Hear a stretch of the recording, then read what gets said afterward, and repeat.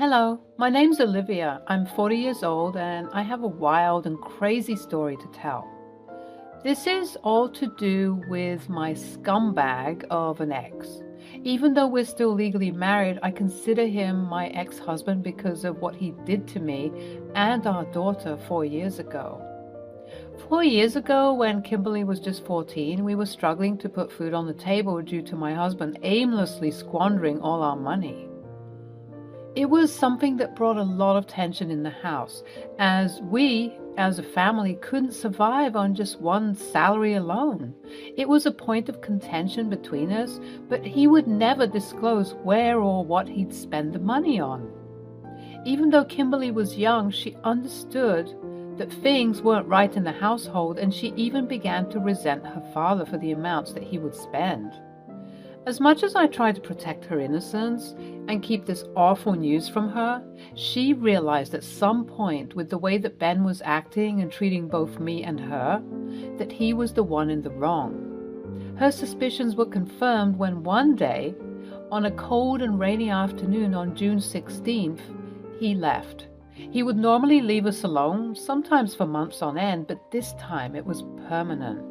We knew that he wouldn't come back for sure once a full year had passed ever since he left. And at that moment, Kimberly and I despised that man. "I hate him, Mom." "I know, sweetie, I too hate him for what he's done to us and for what he's done to you. You don't deserve the way that he's treated you, and even though he needs to atone for his sins, I'm going to pick up where he's slacked off. I promise you I'm going to work so hard that you won't ever need anything." And that I did. I quit my job and began to pursue affiliate marketing as well as content writing. It took about a year to make a living that I could say I was proud of, as I managed to become a homeowner as well as buy a beautiful and luxurious car for both myself and Kimberly. We were doing very well, if I do say so myself, and I'm glad that my work ethic rubbed off on Kim because she too began to pursue a career in online content creation. She managed to amass a total following of 90,000 followers on Instagram, TikTok, and YouTube. My baby girl was becoming a rising star. And in this day and age, turning your lifestyle into your income is a sweet deal. I am so proud of her. Unfortunately, though, as with most things in our lives, what goes up must eventually come down.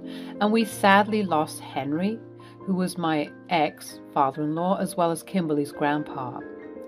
We were all devastated. Even though Ben left us all those years ago, we still kept in touch with his parents, after all. They were good people. They even helped us out during the tough financial times as well as the emotionally challenging times. They too were angry and hurt at Ben's actions, but Henry, his father, was particularly devastated.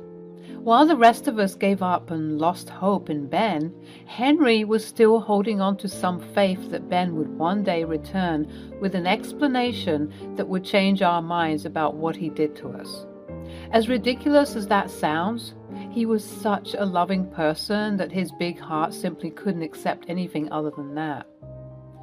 Sadly, though, Henry would never get to see if his hope would ever be fruitful, as he, unfortunately, passed away. He had lived a long and fulfilling life, but I'm sure never hearing from his son is what also aided in his demise.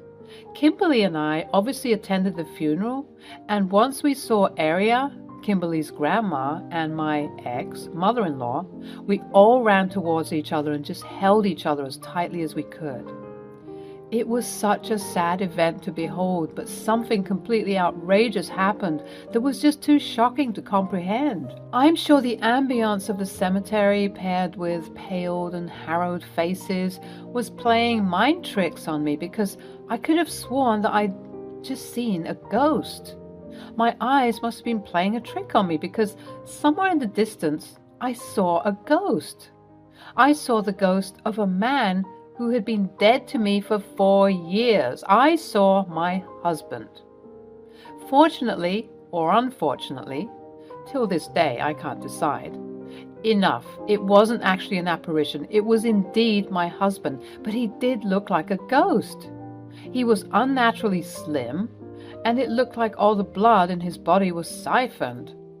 I attributed it to the fact that he appeared to know that his father was dead, and such harrowing news would make anybody look and feel ill. He approached the funeral, and everybody was, unsurprisingly, shocked. Kimberly began to scream and shout at her father, berating him for leaving all those years ago. Aria, his mother, began to sob even harder, wondering where everything went wrong. But I, on the other hand, was frozen still. I couldn't move. I was just so overwhelmed with a flood of emotions. Look, it's clear that your presence isn't wanted here. You don't get to just randomly show up anyhow. I think it's best that you leave, the same way that you left so easily 4 years ago. I hate you, and I don't want to see you here. Oh my goodness, Ben. How could you have left all those years ago? Your father died of a broken heart, you know. Let him stay. Everyone looked shocked, including Ben. Honestly, I even surprised myself after being stunned for what felt like years.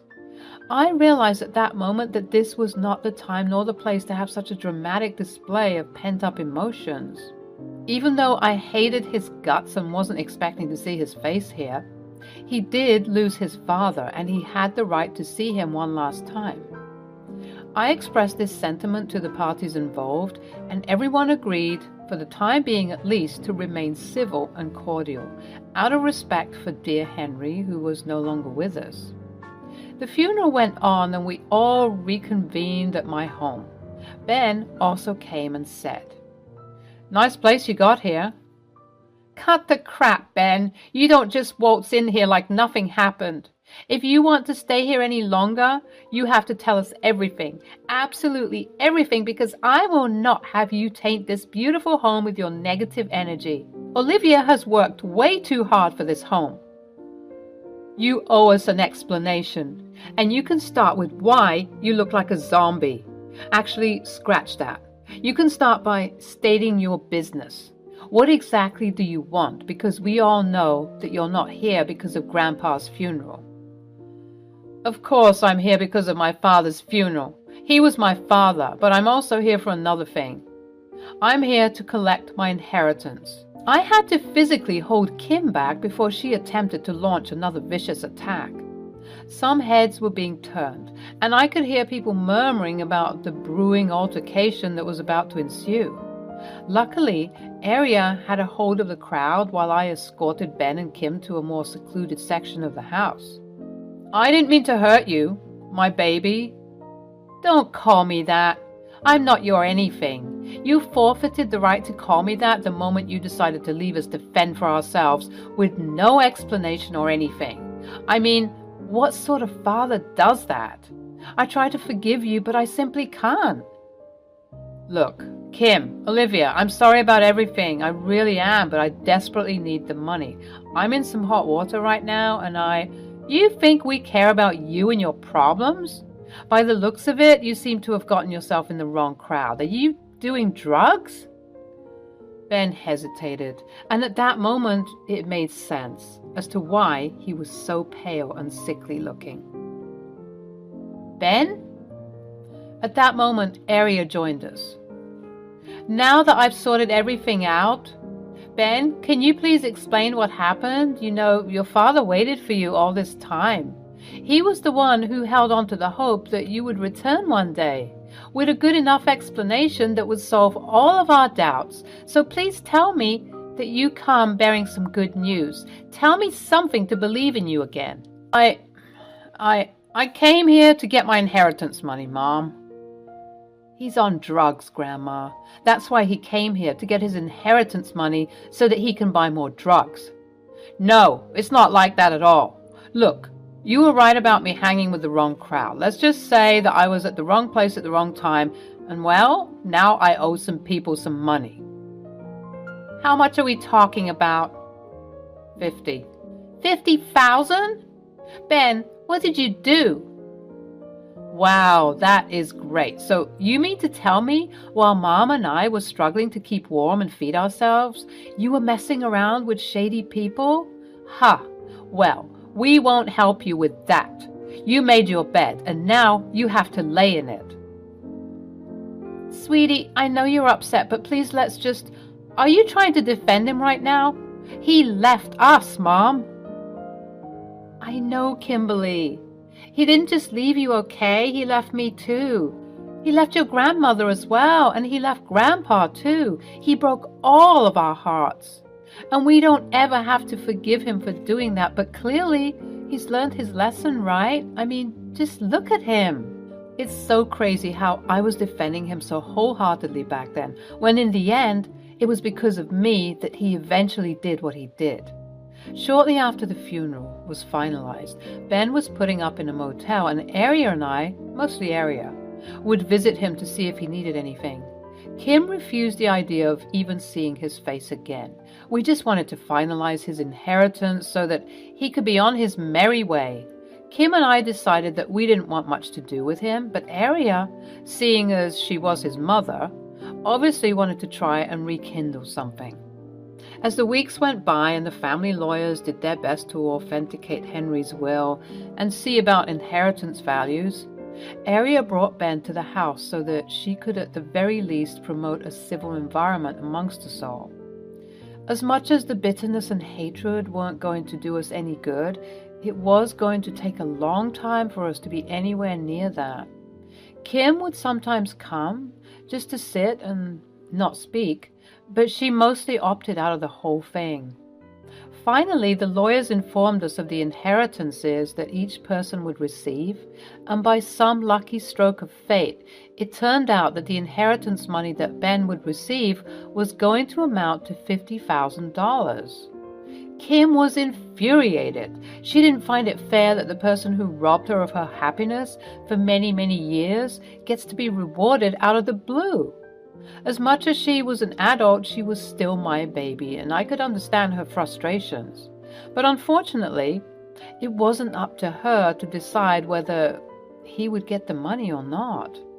Aria and I were seemingly nonchalant about the findings, and honestly, I just wanted this whole process to be done with so that I could go back to living my good life.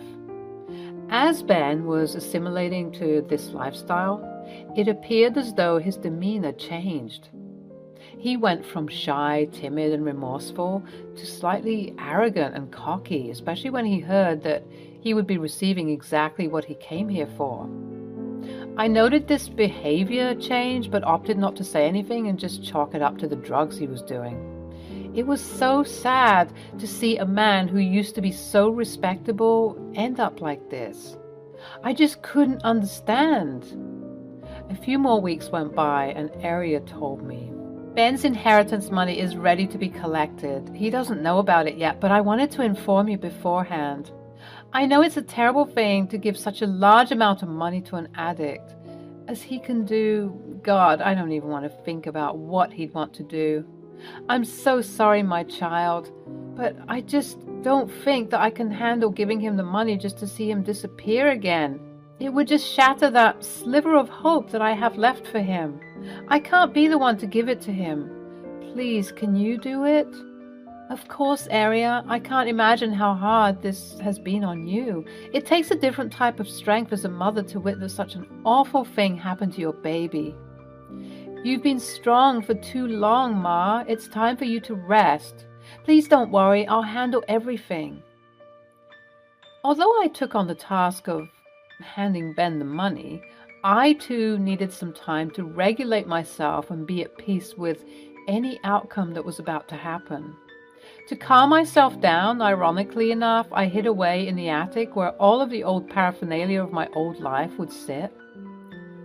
I kept a lot of the things from the old house. As I managed to make peace with my situation, I discovered that these old things that used to be filled with pain also remind me of just how far I'd come. It seemed like the perfect spot for me to just sit and reflect upon the old and dusty plastic tea set that we managed to bargain for at a cheap yard sale when we couldn't afford proper dishes and cutlery. I reminisced on the half-dead heater that had a mind of its own and decided when it wanted to work. Oftentimes it would choose not to, and Kim and I would have to huddle together for warmth, but it was never enough. I looked at Ben's old chest, full of what I presumed to be old work documents. I never dared to open it though, as I was scared of just how much money was being taken from the household to fund his other seemingly more important lifestyle. For whatever reason though, on this day, the day I was supposed to give him the money, I decided that I couldn't be afraid anymore. I had to see what was inside. I broke open the now worn-out chest to find papers and papers of bank statements and checkbooks, all detailing the amount of money that Ben had wasted away. With the bank statements detailing where the money was going, I noted that the account recipient was named Maria. I didn't know of a Maria, but as I began to dig deeper, I found out who exactly this Maria was, and it made my heart drop. Deep within the chest was a letter, a handwritten letter. It read, "Dear Ben, when are we going to stop sneaking around like this? I'm getting bored and tired of your inability to kick your wife and kid to the curb like you said you would. You seem to enjoy spending months with me, taking all of my drugs, and going back to your family, even though you clearly hate them. If you don't tell them the truth, I will get Manuel involved. You already owe him tons of money from all the drugs you do with him for free. And this is how you want to treat me? I'm giving you 24 hours to get this done. Otherwise, you'll be in big trouble. Maybe I'll tell your wife all about me and our affair, as well as all the expensive bags and shoes you buy me. Or maybe I'll tell Manuel to get his goons to sort you out. Maybe I'll do both. Who knows? All of this can be avoided if you just do what we agreed upon. Remember, 24 hours or your entire life is going to come crashing down. Tick, tick, babe. Ciao, Maria." Reading this letter almost made my heart explode in my chest. I even had to sit down. So Ben was having an affair before he left, and he had spent the money on his mistress. The thought made me want to vomit. This man had prioritized his party animal lifestyle while his wife and kid were at home starving. Completely unforgivable and completely disgusting. This is what you were waiting for. The explanation for all of his horrendous behavior simply boils down to selfish self-indulgence. The rage and bitterness that I had for so long began to boil within me at this point. I was moving on autopilot. I got up, gathered everything from the chest, and stormed to the dingy motel that Ben was living in. I burst through the door to find Ben with some drugs on the bed. "You are completely unbelievable. You're doing drugs just as I was about to give you the money?" "What? You have the money? That's great. Give it to me." "You are pathetic and you make me sick." "Yeah, well, I don't care. Give me the money, Olivia." "What is this?" I flung the papers to him, holding on to the letter I had the pleasure of discovering just moments ago. Whilst he was sifting through the bank statements he conveniently hid from me, I began to read the letter out loud. He froze. If he didn't look sickly and pale before, he looked emaciated now. He looked like a scared little puppy by the time I was finished reading. "You got this letter on June 15th, right? The day before you just up and left." "I can explain." No, Ben, you can't explain. The time for explaining is over. You're 4 years too late. I was sick, Olivia. I still am sick, as you can see." "Stop with the excuses, Ben. You think I wasn't tired? You think I didn't want relief anywhere I could find it? We all make choices, Ben. You're a grown man, damn it. You left us because you were having an affair." "It wasn't like that." "Then what was it like?" I never loved you. I never wanted that life. I never wanted to be with you. I just got with you and had the kid so that Mom and Dad could get off my back. I never wanted responsibility, and frankly, I don't care enough to rekindle or mend anything between us.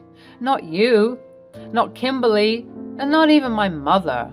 I know it sounds awful to say, but it's the truth. Take it or leave it. Now give me my money. I can't say I'm surprised, actually. You've always been the evil villain to me. And that's all you ever were. Even now, as I look at you, you look like some demon from a comic book. You're disgusting. Olivia, I really don't care what you think about me. Just give me my money. You might not care what I think. You might not even care about what your mother and daughter think as well. But it appears as though a certain Maria and Manuel have a hold on you, even if it's just a little bit. He froze once more. Bingo. I take it that you managed to escape them, right? Now you're running with a new crew, and because you're a pathetic mess, you managed to mess up those relations also. He briefly nodded. Here's what's going to happen. You're going to leave this place immediately without the money. You won't get a single dime of this inheritance money. Consider this money reparations for Kimberly and I. You owe us that much at least. What? Are you crazy? Tom's going to kill me if I come back without his money.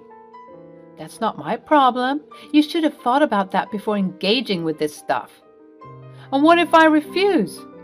Well then, I believe that someone with a very large following on Instagram, TikTok, and YouTube might just accidentally leak some very private information about you. You know, the type of information that can reach anybody, including people named Manuel and Maria. Additionally, somebody else with a very successful blog and website can write an article, further exposing you to absolutely anybody with an internet connection. All right, I hear you loud and clear. Yeah, I'm giving you 24 hours to get all of your things and get out of here. Get out of this city. Hell, get out of this state. Your presence isn't welcome here. You don't need to say goodbye to anybody. I'm going to tell Aria and Kimberly everything, as if their hearts haven't been broken enough. What a shame indeed. I don't even know what to say. How about ciao, good luck. Let's hope your drug buddies don't rough you up too badly. Although, now that I think about it, I don't care what they do to you. You've already been dead to me for 4 years now. He left town the next, and thankfully none of us has seen him since. I am just very content in the fact that all 3 of us have some closure on where Ben had gone and why.